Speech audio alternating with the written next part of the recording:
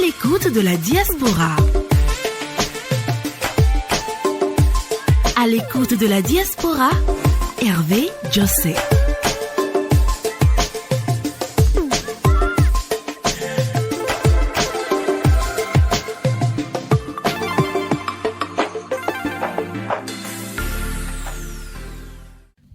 Bonjour à tous. À l'écoute de la diaspora vous revient aujourd'hui avec un homme d'exception, son nom, Luc Oquet.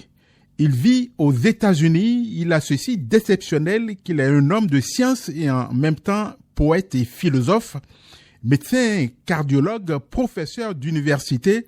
Il vient même de lancer fin août dernier à Cotonou les versions françaises de ses 3 derniers ouvrages, à savoir 2 recueils de poèmes et une trilogie. Bonjour professeur Luc Oquet, et je vous dis combien je suis heureux de vous rattraper aux États-Unis où vous êtes retourné juste après le lancement de vos œuvres littéraires à Cotonou. Bonjour monsieur Jossé. Alors les auditeurs de Radio Bénin voudraient en apprendre davantage sur vous. Qui est Luc Oquet et quel a été votre parcours jusqu'à vous retrouver aujourd'hui citoyen américain? Moi, je suis béninois. Je suis béninois de père, de mère et je dirais même de grand-père et de grand-mère. Donc, je suis né au Bénin, à Bereke, et j'ai fait mes études au Bénin. Et après, je suis allé aux États-Unis, en passant par la France. Donc, je suis aux États-Unis depuis une trentaine d'années, dans la région de Washington. Je suis médecin cardiologue depuis au moins 15 ans. Alors, vous êtes parti de Cotonou en tant que médecin d'abord? Oui, j'ai fait mes études de médecine à la faculté de médecine de Cotonou. Et après, je suis parti en France. Voilà. Je tiens aussi à préciser que je suis le produit de l'école publique béninoise. Donc, et j'essaie toujours de rendre hommage aux enseignants de l'école publique béninoise parce qu'ils font du bon travail. Alors, de quelle façon vous leur rendez hommage au professeur Luc Oquet? Je leur rends hommage en parlant d'eux dès que j'ai l'occasion. Donc, je pense en fait, si le temps me le permet, de repartir dans mes écoles et de leur rendre un hommage encore plus vibrant. Donc, je pense le faire dans les mois prochains, peut-être, quand je serai encore Cotonou. Alors, professeur Luc Oquet, vous l'avez dit, vous êtes médecin et cardiologue et aujourd'hui vous êtes professeur de physiologie cardiologique. Je crois que l'expression est juste puisqu'elle relève d'une traduction de l'anglais au français. C'est bien évidemment un domaine de la cardiologie. Expliquez-nous un peu. Bon, je suis médecin cardiologue, mais j'ai aussi un doctorat en physiologie cardiaque, qui est une science médicale. Donc, on dit physiologie cardiaque et non physiologie cardiologique, comme je l'ai dit tantôt. Oui, on parle voilà, de physiologie cardiaque. D'accord, allez-y, oui, professeur. Donc, je suis enseignant en physiologie cardiaque à la faculté de médecine, en même temps que je suis cardiologue électrophysiologique. Donc, c'est un peu compliqué, hein? C'est un peu compliqué. Vous travaillez sur le cœur, vous travaillez donc, comme le dit l'expression, sur la physiologie du cœur. Oui. C'est une matière, sur le cœur. C'est une matière qui a toujours existé? Bien sûr. C'est une des matières fondamentales de la médecine. Vous êtes donc un praticien de la médecine et enseignant également.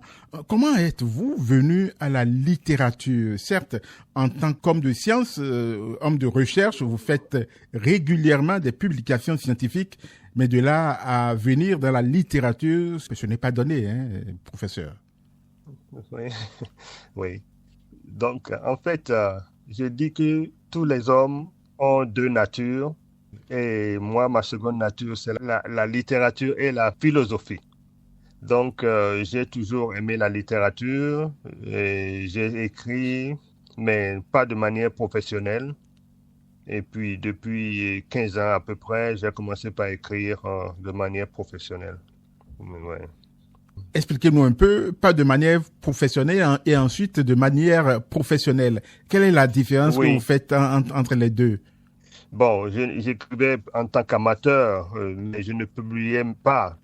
Donc après, j'ai voulu me lancer dans la littérature plus sérieusement et j'ai fait une formation en fait d'écrivain dans la poésie et j'ai commencé par écrire des textes que j'ai remis à des éditeurs et on a trouvé que c'était des textes qui étaient intéressants. Et là, j'ai décidé de publier. J'ai publié le premier il y a à peu près 3 ans. Et donc, les textes ont d'abord été publiés en anglais. Parce que ce qui est un peu curieux, je suis francophone, mais j'écris en anglais. Donc, j'écris les textes d'abord en anglais. Et récemment, j'ai décidé quand même de traduire les textes en français pour que mes frères béninois me connaissent et lisent ce que j'écris. Alors, au moment où vous vous considériez comme écrivain amateur, vos écrits portaient sur quoi? Mes écrits portaient sur les mêmes thèmes, en fait. Les thèmes historiques, philosophiques, des réflexions existentielles sur la société, des questions qu'on se pose, que je me pose, auxquelles les réponses sont parfois illusoires. Donc, c'est des questions de réflexion et parfois spirituelles que je me pose et que j'écris.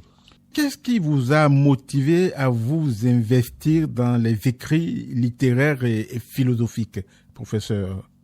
Je vais peut-être dire que à mesure que l'on avance en âge, on se dit qu'il faut laisser quelque chose derrière et il faut aussi donner des objets de réflexion aux autres. On se pose encore plus de questions. Donc, c'est ce qui m'a motivé à commencer par écrire maintenant. Donc, je vais dire avec l'âge et puis les expériences qui s'accumulent. Donc, vous pensez pouvoir laisser quelque chose à la postérité, écrire noir sur blanc et laisser un héritage à vos descendants au monde entier. C'est bien cela? Tout à fait. C'est ça la motivation fondamentale. Alors, vos occupations de premier plan dans les cliniques, à l'hôpital et dans les centres universitaires vous permettent-elles d'avoir le temps que nécessite l'écriture? Racontez un peu. C'est une très très bonne question parce que j'écris souvent la nuit et mes inspirations arrivent tout le temps, mais les inspirations les plus profondes arrivent la nuit. Donc, j'écris tout le temps dès que j'ai une petite minute, mais j'écris plus profondément la nuit. Alors, donc, j'essaie de faire les deux. Votre première publication remonte à il y a quelques années, il y a 3 ans, vous avez dit, et c'était quoi au juste? Donc, la première publication, c'était Finding Light in Philadelphia, volume 1. Si on veut la traduire mot à mot, ce serait l'illumination ou l'inspiration venue de Philadelphie. Oui, mais c'est bon. Elle a été traduite en français sous le titre Quand le soleil éclaira la nuit. Oui. Donc, c'est une collection, c'est une anthologie de poèmes qui sont plutôt philosophiques, parfois spirituels, et parfois traitent des problèmes de société, ou parfois des problèmes simplement de la vie. Donc, en général, vos écrits reposent sur des considérations philosophiques.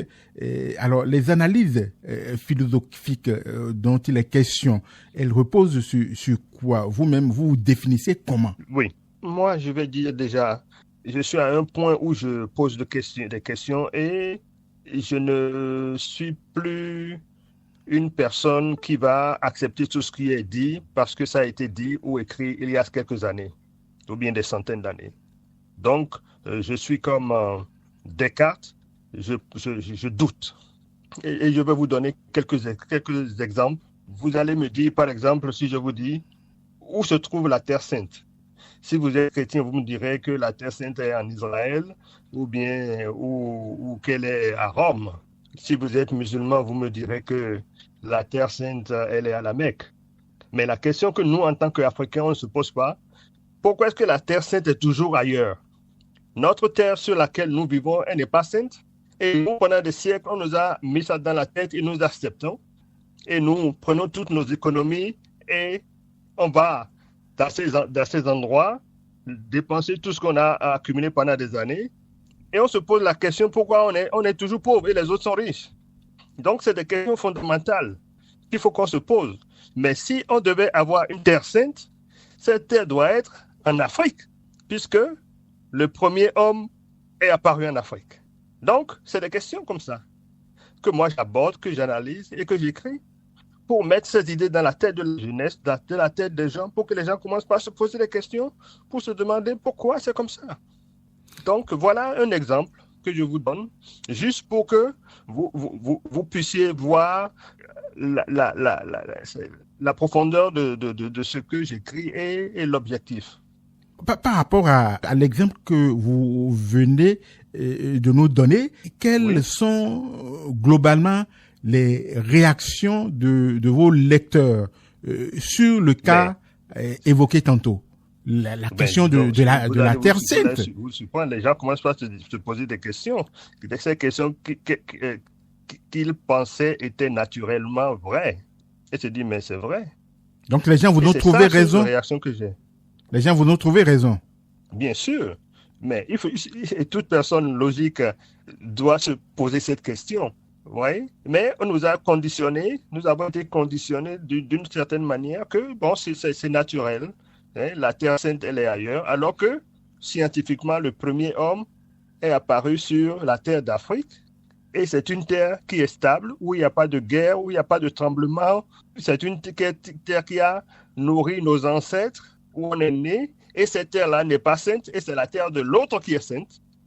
Donc, dans vos écrits, vous posez des problèmes fondamentaux qui remettent en cause la compréhension, ou plutôt ce que les autres voudraient nous faire passer comme vrai. À juste titre, bien sûr. Tout à fait. C'est l'une des motivations, c'est l'une des raisons pour lesquelles j'écris. Parlez-nous maintenant de vos dernières publications lancées fin août à Cotonou. Ces publications, en fait, ont été les traductions des ouvrages en anglais. Et il y a un dernier ouvrage qui s'appelle Trilogie, qui est toujours une collection de textes philosophiques et puis des histoires courtes qui ont toujours des leçons pour le lecteur. Et ces textes ont été publiés le 30 août. Maintenant, Trilogie n'a pas été traduite en français. La traduction est toujours en cours. Et donc, c'est des thèmes différents que j'aborde dans différents livres. Et j'encourage les gens à lire et à commencer par se poser les mêmes questions. Et ça génère des discussions très intéressantes. Ils sont des milliers de Béninois à l'étranger à faire le bonheur d'autres peuples, de leur terre d'accueil, d'autres nations. Radio Bénin va à leur rencontre. Pérégrination, partage d'expériences, success story, c'est donc à l'écoute de la diaspora. Tous les mardis à 11h10 avec Hervé José. Prenez le rendez-vous. Vous suivez à l'écoute de la diaspora en direct sur Radio Bénin. Aujourd'hui, nous accueillons